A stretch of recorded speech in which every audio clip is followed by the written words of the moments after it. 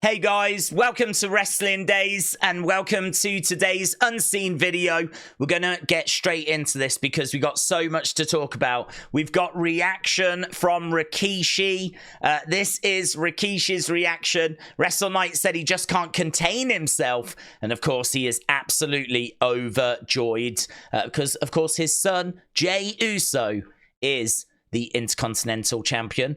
Here he is as well, reaching out to Rhea Ripley. He said, "It's time to celebrate, mommy, and your new IC champion, Jey, main event Uso." And that's weird because he was really down on Jey and Rhea having like a storyline. So to see him reaching out to her now is a bit strange. Hence why Wrestle Night is like, and quite a few people had that reaction. Rhea is not interested, to be honest. She's just yeeting away, teary-eyed, hashtag and no. So, little Fuego, thank you. Here's Triple H, Wrestle Night again. He said the embodiment of hard work paying off is main event Jey Uso, an all-time great in the tag team division, and now has won one of the most historic championships in our business. And we've got the pointing picture as well. This was lovely, right? This is Jey after Raw, all emotional. If you go to the Wrestling Days Clips channel, you'll see my reaction to this when I watch it for the first time. And yeah, he kind of has to compose himself. The crowd are chanting, "You deserve it." It takes him a little bit of time to get himself together, look. But it was really good, really good. The crowd were going absolutely bananas. So Isamar, thank you. Ashma, thank you. Damien said, well, very deserved, proud and excited for you. Congratulations, Oos.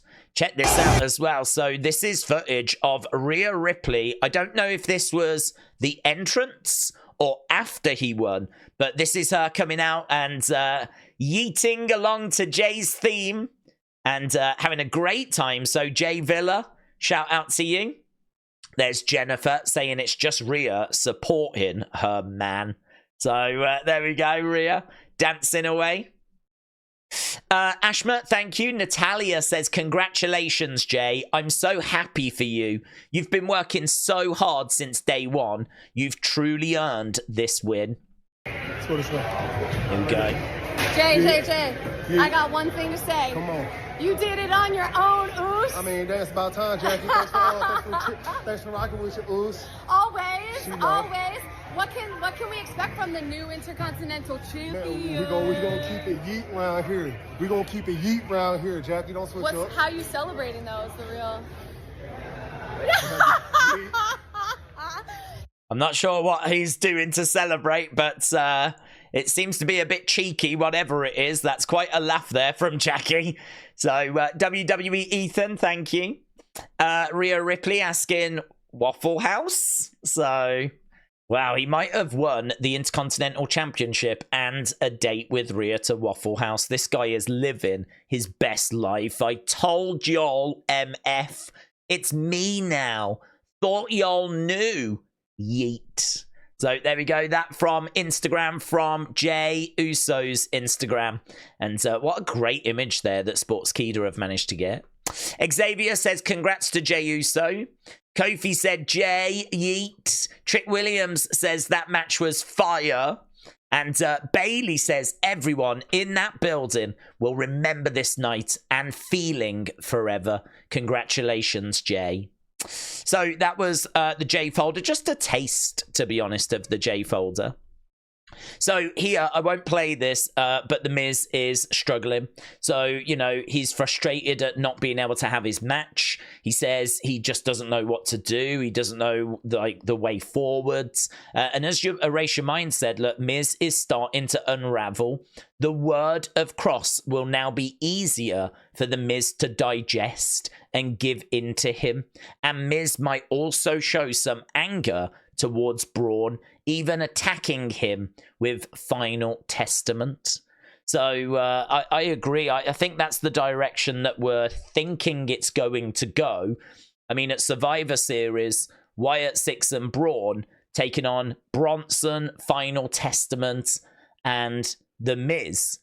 feels like a very achievable match that we're working towards. Might not go that way, but I would say as of right now, that's probably the lead-in theory as to where we're going. Erase Your Mind, shout out to you. Just some of the images that we had from that video. We didn't get a chance to really look at the video in the Wyatt Sicks video that we did, and oh, what a video that was. Over half an hour of just so much stuff. It's so rammed, so stacked. I don't actually have loads to add to it, right? Pretty much anything and everything you need is in that video, but we do have a few interesting little bits to get our teeth into in this folder. One of the things we didn't do was really break down the video that contained the QR codes, and there's not really much to it, to be honest. I mean, that looks like Howdy with his collar, I Am But Dust, a worm, some images that there looks like Gacy, Huskus, that looks like Rowan, Rambling Rabbit, and we've just got some interesting images in the background, but nothing that's really blowing my mind. A rebel, you cast your light of countenance upon me and said I shall live. Words of the Red, of course, Bray, and an eclipse. We have seen quite a few eclipses. Words of the Red, a TV with the Pluto symbol. You speak, we follow. That was the image that was tweeted out the other day. There's the QR code. And then we get that symbol at the end. So, Erase Your Mind, thank you. Really appreciate the screenshots for that, buds. Erase Your Mind said, here, the puzzle was, it is another thing to meddle, and you are meddling. I wonder if this is a message to Karrion and his backstage antics. Well, I like that, but I think there might be something that fits it better. But I do like that. When I read it, I included it because I was like, yeah, that's probably the best explanation. But I think there might be something else that actually fits it better.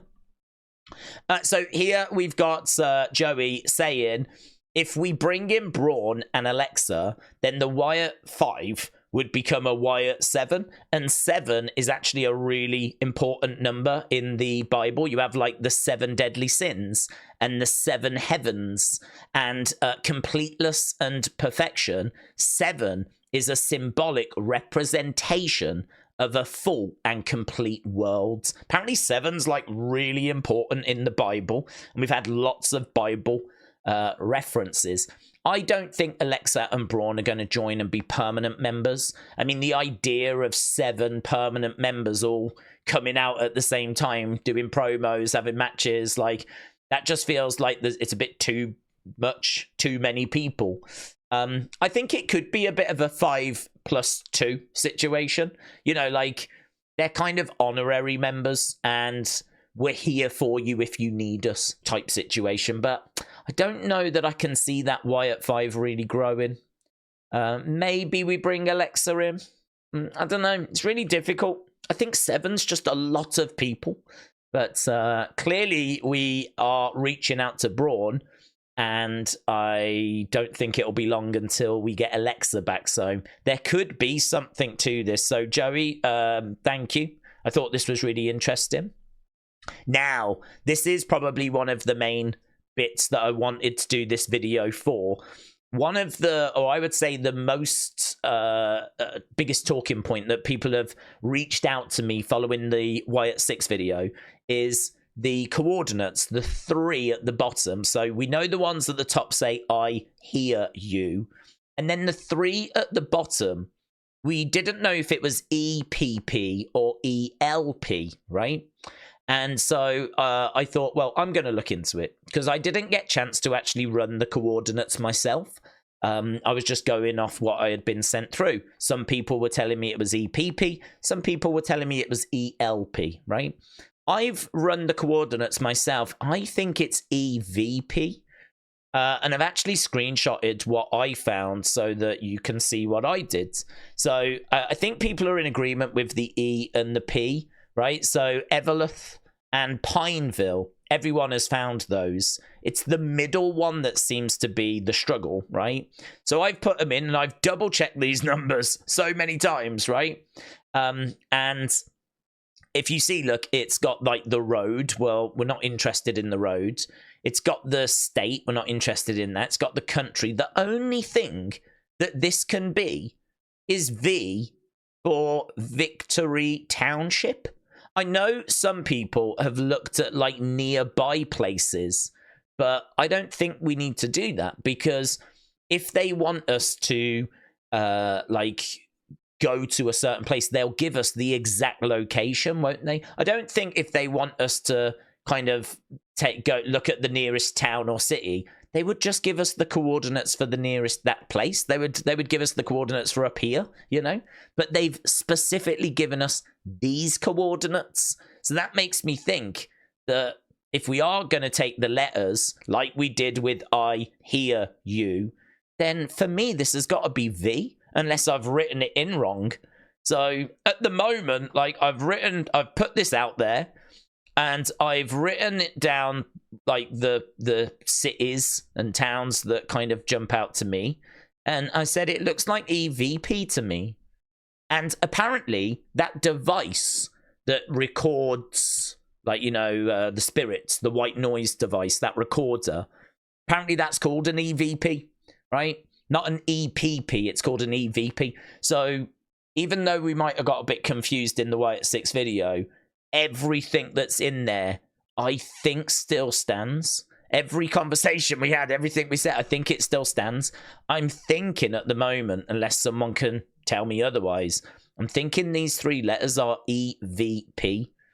And if you think the bit above says, I hear you, and then an EVP is a device that you use to try and communicate and hear from spirits, I kind of like that, to be honest. That fits to me. But I don't want to just find things that I want to find. I mean, I genuinely was not trying to fit anything in. That's genuinely what came back for me when I put the numbers in. So for me, it's got to be that. We haven't been going off the states. We haven't been going off the country. We haven't been going off the states. We haven't been going off the roads. We've been going off the town or the city. And for me, that comes out as EVP. So definitely one that I would like for other people to look into. Uncle Rebel said, after all this communicating with paranormal discussion, it got me thinking, what if Bo is using a TV to communicate with Bray? We do see a TV a lot. And in the Poltergeist, there was communication with like spirits and the other world that way. So I don't know that you can actually communicate to spirits that way, but it might just be a fun little film reference. We know how much horror films and Stephen King novels and whatnot have influenced Bo and Bray, so it could just be a little nod, if you will. So I like that, and I really like this. Oh, this only came 30 minutes ago. Kane said, apparently the "you are meddling" line from the puzzle is a quote from the movie White Noise. It's about a man who communicates with his wife after her death through EVP. Mate, this dropped half an hour ago. My head nearly exploded. My flipping head nearly exploded. Amazing. Amazing. Amazing. So that only strengthens this for me, right? I mean, if all of this turns out to be wrong now, I'm going to be so disappointed. I'll be gutted, mate. I'll be gutted.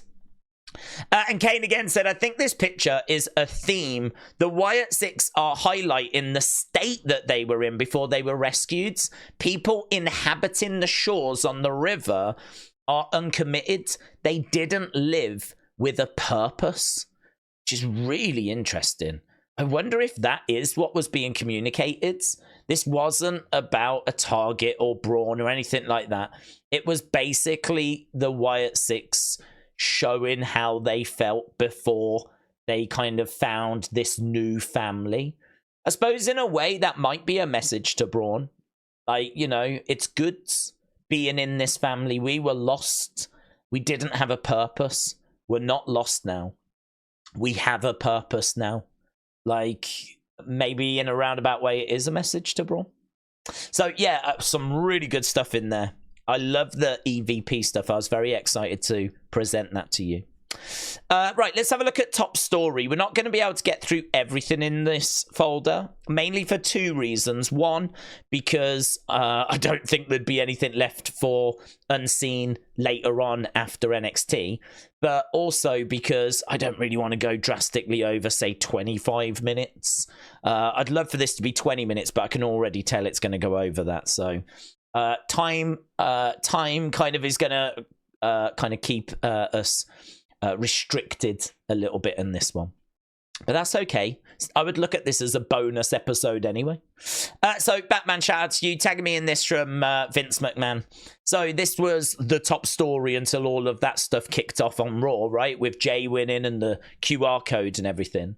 So Vince said, I don't regret participating in this Netflix documentary. The producers had an opportunity to tell an objective story about my life and the incredible business that I built, which were equally filled with excitement. So he's talking about his life and the business, right? Were equally filled with excitement, drama, fun, a fair amount of controversy, and life lessons. This life lessons bit fascinates me. I don't think he's trying to say, yeah, look, I'm guilty, but it was a mistake and I've learned from it. I don't think he's trying to say that. I think he is saying, though, that he has made mistakes in his life. And I think that maybe mistakes you might class as acceptable mistakes, the kind of mistakes that we all make throughout our lives, right? The kind of things that you'd look back on and go, yeah, I wish I hadn't done that, actually. It's not the stuff you're going to get arrested for, but, life lessons.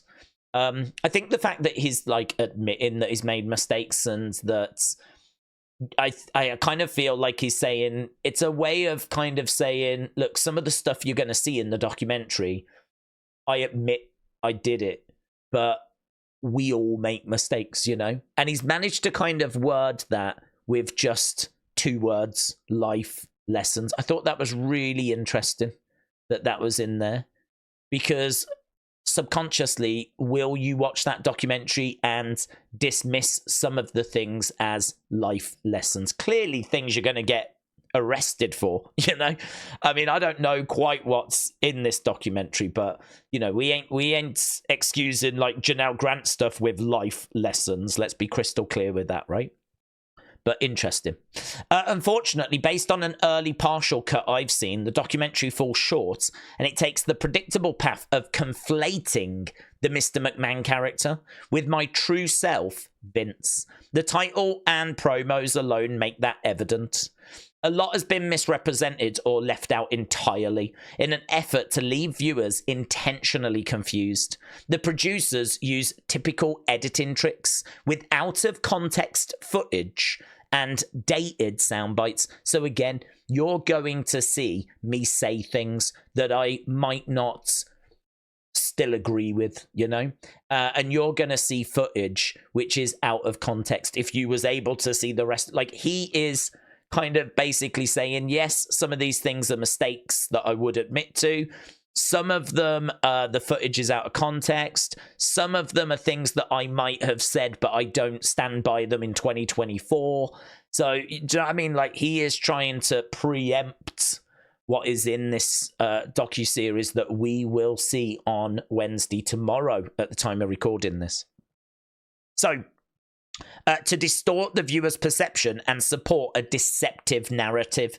In an attempt to further their misleading account, the producers use a lawsuit that was based on an affair that I ended as evidence that I am, in fact, Mr. McMahon.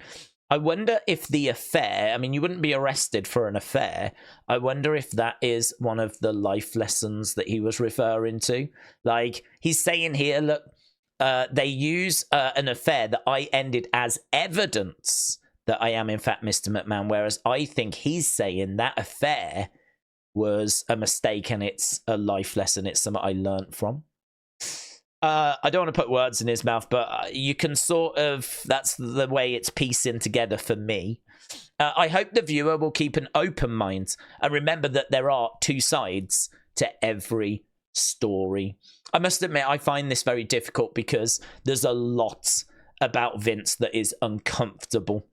and just the sheer amount of it, the weight of it, you know, the kind of Rita Chatterley stuff, I don't think the steroid trial, but I don't know, there's been loads, obviously all the Janel Grant stuff as well, and apparently there's other women. I mean, Janel Grant's just one of the women that we know he was paying to kind of stay quiet, but there were other women as well. So, do you know what I mean? I mean, it is very, very uncomfortable. Very, very uncomfortable. But the one thing I just can't bring myself to do is to find him guilty, because I wasn't there. He hasn't gone through a court of law. Not all of the evidence has been presented. Not both sides have been presented. Like, I believe in like the law system, the justice system, and so for me, like, clearly the court of public opinion has found him guilty, and I understand, but for me, I like to do exactly that. To be honest, I do like to keep an open mind. I do like to think for myself. I do like to try and look at both sides, and I don't feel like I've been presented with the full story yet, if I'm being honest. So not saying he's innocent, not saying that at all, right? But equally, I can't sit here and condemn him and say he's the worst human ever, when I need a court to do that. I need like the proper proceedings to do that, and thankfully we're in that process. So I'm very excited for this docuseries though. So WrestleMania reporting, Wrestling Observer Radio said that Vince wanted to purchase the docuseries in an attempt to destroy it. However, Netflix refused. So Netflix wouldn't sell the docuseries to Vince, so he wasn't able to get rid of it. Stephanie says, here's a response from Ann Callis. She's the attorney for Janel Grant. So, Vince McMahon physically and emotionally abused, sexually assaulted, and human trafficked Janel Grant for more than 2 years. Calling is horrific, and criminal behavior an affair is delusional, and nothing more than a sad attempt to save his shredded reputation. Although Miss Grant has not seen the Mr. McMahon docuseries, we hope it shines a bright light on his abhorrent and criminal actions by accurately portraying the realities of his abuse and exploitative behavior. I need to get this on full screen because I don't want to just read part of it, because that's not cool. Miss Grant will no longer be silenced by McMahon. Her story, though deeply troubling and exceptionally painful, is one that can help other abuse survivors find their voices. We seek to hold McMahon, John Laurinaitis, and WWE accountable, and to give Miss Grant her day in court. I think that's what everyone wants to see. That's what I want to see. I want to see the day in court. I want to see many days in court. I want the truth to come out, and I think that's what everyone wants. So yeah, I'm very much looking forward to this series. We will do a video after each episode. I think they're dropping all 6 episodes on Wednesday tomorrow, so I'm going to be pretty busy tomorrow, to be honest. Pretty busy. So it's probably good that we're actually trying to get Unseen kind of cleared out, you know. So we'll do this one, we'll have another one after NXT, and then tomorrow I am getting stuck into this Vince docuseries. So that was that. And then we've just got WWE. So we'll blast our way through this. So Jordan, thank you. So Hikuleo has been added internally to the NXT roster, not the main roster. So here we go. PW Insider reporting that. So it looks like he's going to NXT first. Jordan, shout out to you. Just saying WrestleMania, obviously in Vegas. Tickets on sale October 25th, but you can get pre-sale tickets on October 23rd for those that are interested. I'm confused about what the main event is. So 17 hours ago, Fightful were reporting that Roman Reigns and Cody Rhodes against Bloodline was set to be the main event, but then someone told me on commentary on Raw, they mentioned that it was Drew and it was Punk that was the main event. I wonder if it's one of those kind of multiple main event thing, you know, like where they try to make out that there's lots of main events, you know. But I mean, I always think back to like Ric Flair, Macho Man, WrestleMania 8 for the title being on like near enough the middle of the show, and it's the main event, but it's not the main event. Hulk Hogan against Sid was the main event, you know. So I don't know if it's one of those situations. I don't think people really care about what the main event is. They just want to know what's closing the show. And I'm not quite sure what that is. And to be honest, I don't really care. But I can tell you that as of 17 hours ago, this was the match that I think Fightful were under the impression is going to close the show. I would imagine it would be Drew against Punk. I think that's going to be a brutal match. So, I mean, it's the match that's going to end this feud, I would imagine. So, how are you going to follow that? So, my expectation is Drew Punk, but could be this. So, yeah, still a bit of confusion there, to be honest. PW Chronicle just saying that 450,000 a day to run the Sphere could be like over $1 million. No word about WWE wanting to do it, but AEW have shown interest. That coming from Fightful Select. All the best. That's what I would say. All the best, because financially this is very expensive. UFC spent 16 to 20 million. So you know, unless you want to just burn money, you've got to know that you're going to be making that back. So I'm not going to bother reading through all of this. I didn't really add it for this top bit. I added it more for the image, because this is Paul Ellering. He's the manager of Authors of Pain. If we are going to get Authors of Pain and Final Testament against the Wyatt Sicks, that means that he is going to be on a collision course. Like, he is going to be standing opposite the Wyatt Sicks. And honestly, I think he could go, you know, to town. I think this is where he might shine. So him putting this out 20 hours ago in this kind of dress, this attire, if you will, interesting, very interesting. So yeah, Wrestle Night, shout out to you. Paul Ellering, Final Testament, are they future opponents for the Wyatt Sicks? Then we've got this, look, officially updated graphic for Liv versus Rhea. I just wanted to include it because you've got Dominic in the background, and you can see he's like, he's got his tongue out, he's got his hands out like this. It's pretty fun stuff, actually, in the background there, from with his tongue out and everything. So, doesn't look like he's that bothered about being in the shark cage, to be honest. So, I thought that was pretty fun. Ashma just letting us know, Cody Rhodes said, just signed off on something really fun that's coming to WWE Shop and Fanatics. Y'all are the best. And then this is final. James Ellsworth saying, Dirty Dom, I know how it is, because he was also in a shark cage above the ring when Asuka took on Carmella. I want to say that was 2018, 2019, before the pandemic. And yeah, he says, I know how it is, Doug. So there we go. So that was Unseen. I hope there was some stuff in there that you enjoyed. I know we didn't get to the fun folder. We will save that for later. And obviously, I'll add any other bits in there. And as we said, tomorrow is going to all be about that Vince docuseries. So thanks for watching. Appreciate the support. See you next time. Bye for now.